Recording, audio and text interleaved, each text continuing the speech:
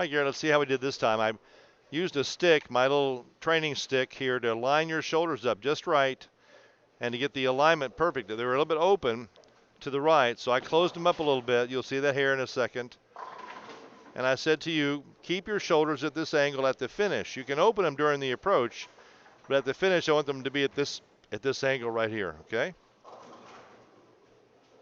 I'm going to get out of the way now with my stick. I didn't actually hit you. Put that on the record. And I said, keep that shoulder angle right there, and let's see how well you did it. Keep that angle at the finish, I said. Watch the shoulders. Oh, look at that. Much, much better. Big difference, don't you think? Big difference. Let's slide it over so we can see even more of that finish position. Yeah. Much less shoulder rotation. That was very good. Nice position here. We get those airplane wings right there. Letting it fall. Keeping that left shoulder in the lead. Look at that. Way better. Way better. Let's watch it from the front.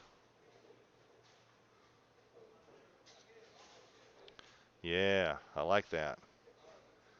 Okay, here we go. Stick in front to hold your angles at the right place. Get that coach out of the way.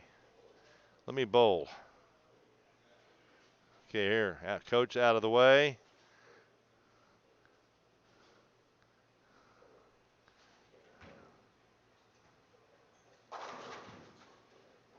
Good step over. The weight's in the left hand. It's good to get that thumb down, by the way. Need to emphasize that enough. Point that thumb to the floor with that left hand. That helps stabilize the shoulder even more. And watch your shoulders now and watch your head. A lot less movement of the head, isn't there? And a lot less movement of the shoulders. Still a little bit of it left over. It takes a while, but look how much closer the ball is to your ankle now, too. You see that? Way closer to the ankle. And that's where all the professionals are. The professionals, if you draw a line down from their chin, Garrett, most of the ball is inside the line from the chin. Okay? So here's the chin line right here now. A bunch of the ball is inside that line. And let's put up your original video right beside this one. Let me get this where we can see it again. There we go. Let's put up your original video because I think the ball was a ways away from your ankle on the original video. Let's take a look and see if I'm right about that. I like it when the coach is right, you know. Okay. So let's bring you back to that finish position. Right about there. And let's bring this one to the same position.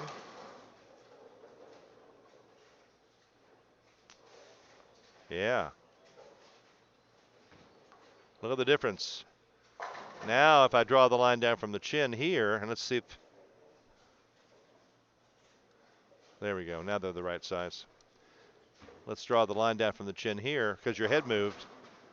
Because the head movement, it puts your head inside the ball, and see most of the ball is now outside that line. And now we have more of the ball inside the line, and the ball is closer to your ankle, isn't it? Look at the distance from the ankle. Look at the distance from the ankle here. The closer you get to your ankle without hitting it, the more leverage you get on the ball naturally. And that's why the ball is driving through better now, because you're getting more leverage without any effort, okay? So let's watch the finish. See how much more the arm goes to the back, the shoulder goes to the back. You got more of the body forward now. Not as much head movement.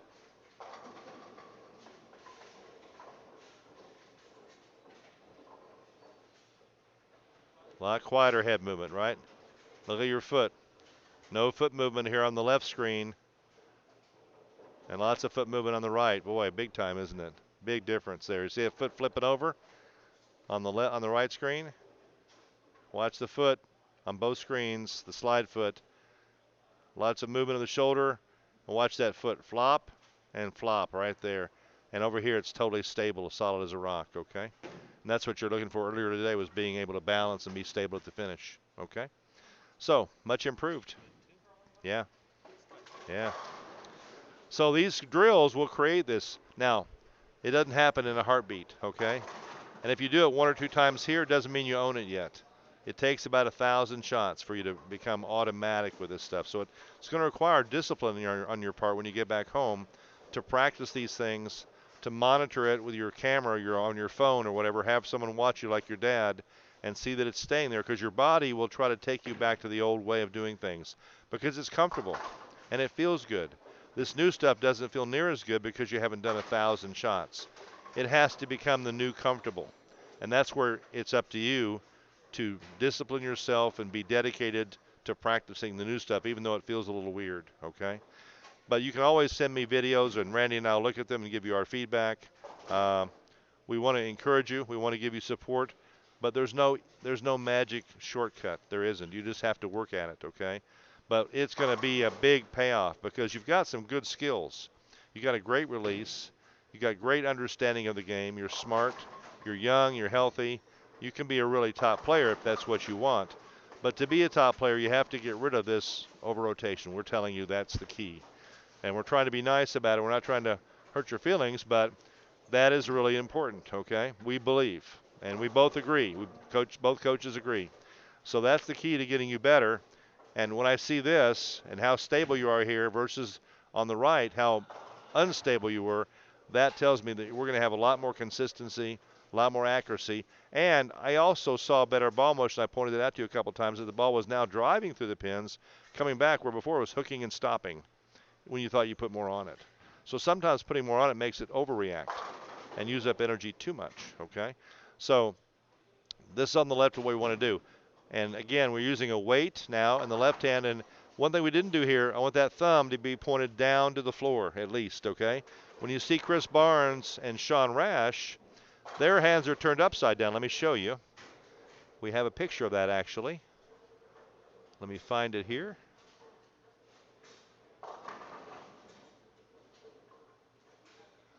I think I may have passed it just a second here. Yeah, there it is right there. Okay, here's Sean Rash and Chris Barnes. Notice their hands are turned upside down like that. They go past having the thumb down. All you have to do is get your thumb to point to the floor. But these guys go all the way upside down with their hand. You see the hand? Upside down here, upside down over here. So that's all you have to get to. Here's 4 guys. See, Tommy Jones has the thumb pointed down over here. Jason Couch has the thumb pointed down. Walter Ray has the thumb pointed down. And Chris has his thumb upside down, okay? So that's what you want to do. And that'll help get you the power and leverage without having to use your shoulders. So for you, that means right about here, that thumb should be pointed to the floor, okay? This thumb should be pointed down. It's kind of neutral right now. It's kind of like this. I want it to be turned, and that makes a huge difference in the shoulder movement. It really will, okay? So we'll take another shot here in a minute where you have the thumb pointed down. You can feel the difference, how much it makes, all right?